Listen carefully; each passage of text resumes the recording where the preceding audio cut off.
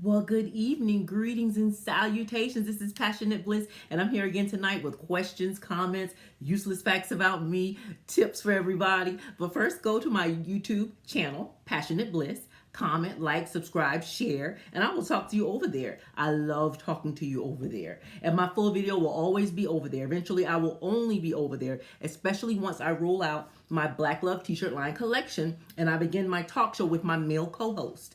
I have a male and female t-shirt line that speak to each other, and we're going to have those conversations together as well. Okay? And so go on over to my passionatebliss.myshopify.com and see what's in there already, along with other accessories, Black Love necklaces and everything else. Okay?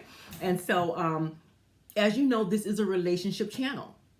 And when you speak about love and relationships, one of the most important elements about love and relationships is compatibility.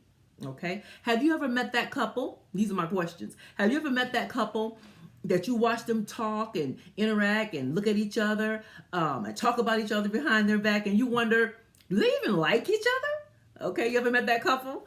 And my second question is this: do you know how to pick someone who is compatible with you? Okay, and what is it that makes two perfectly good people? Good man, good woman. Somebody thought that you would be great on a blind date. They hooked you up and you couldn't stand one another. And you wondered, why did she think that I would like him? And he couldn't stand you either. But you're two perfectly good people. Same person thinks you're great, but you just were not compatible. What is that makes those two people not compatible? Okay? So my quote for today is this: true compatibility is more than just physical and mental chemistry. You must instinctively be at ease with that person. Instinctively be at ease. Have you ever been around somebody or in a relationship or tried to date somebody and you were always on the defensive? They were always accusing you or blaming you. Always on the defensive. Were you ever at ease instinctively? There's some people you're instinctively at ease with, okay? So let's keep that in mind. And then we'll kind of look at the details.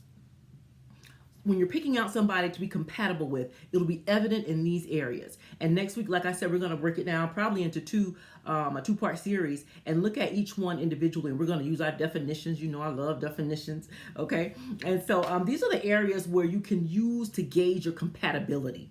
Okay. Number one, conversation.